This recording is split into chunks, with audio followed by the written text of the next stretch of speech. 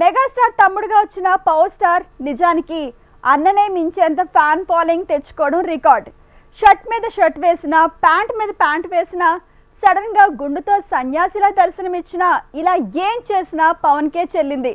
ఇలాంటి చిత్ర విచిత్రాలే యూత్ లో తనకి క్రేజ్ ని పెంచాయి.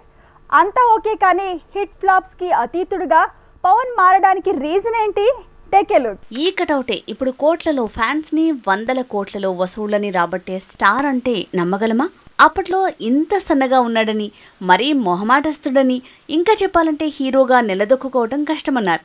కానీ పవన్ కేవలం కథని, ఫిల్మ్ మేకర్ని నమ్ముకోలేదు. తనలో నటుడితో పాటు ఎక్స్ట్రా స్కిల్స్ని తెర మీద చూపించాడు. అలా యూత్కి బాగా కనెక్ట్ అయ్యాడు. అక్కడమ్మాయి ఇక్కడబ్బాయిలో చేతుల మీద నుంచి కార్లు వెళ్లటం, తమ్ముడిలో ట్రావెలింగ్ సోల్జర్ సాంగ్లో రియల్ స్టంట్స్తో షాక్ ఇవ్వటం, ఇలాంటివే అప్పట్లో యూత్ని తన ఫ్యాన్స్గా మార్చింది. వాళ్లే కాదు, వాళ్ల పిల్లలు కూడా పవన్ని అభిమానించేలా చేశాయి పవర్ స్టార్ పాటలు, ఫీట్లు. పవన్ కెరీర్లో తొలి ప్రేమతో బ్లాక్ బస్టర్ సొంతమైంది. తమ్ముడితో యూత్లో ఫాలోయింగ్ పెరిగింది.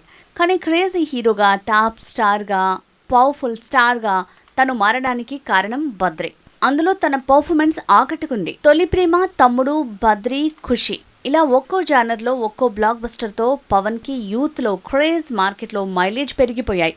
అందుకే మధ్యలో ఎన్ని ఫెయిల్యూర్స్ వచ్చినా తన క్రేజ్ చెక్కు చెదరలేదు. పవన్ కెరీర్లో Balu movie, Gudumba Shankar very very special. విచిత్రం ఏంటంటే ఈ రెండు బాక్స్ ఆఫీస్ని షేక్ చేయలేకపోయాయి.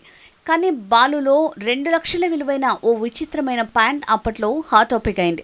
అలాగే గుడుంబా శంకర్లో ప్యాంట్ మీద ప్యాంటు, షర్ట్ మీద షర్ట్ ట్రెండ్ సెట్టర్గా మారింది. ఇలాంటి చిత్రాలు, విచిత్రాలు ఎక్కువగా పవన్ మూవీస్లోనే మెరుపుల్లా కనిపిస్తాయి. ఇక పవన్ ఖుషి తర్వాత మళ్ళీ మరో రకంగా ట్రెండ్ సెట్ చేసింది జల్సాతోనే. అత్తారింటికి దారేదితో 100 కోట్ల క్లబ్ని టాలీవుడ్ మూవీకి పరిచయం చేసింది కూడా పవనే. ఇక గబ్బర్ సింగ్గా మాస్ మతిపోగొట్టిన పవన్ కెరీర్లో ఇలాంటి మైల్ స్టోన్ లాంటి మూవీసే యూత్లో తనకి తరిగిపోని క్రేజ్ని తెచ్చాయి. పవర్ఫుల్ స్టార్గా తనకి ఇలాంటి మూవీసే పవర్ సప్లై చేశాయి.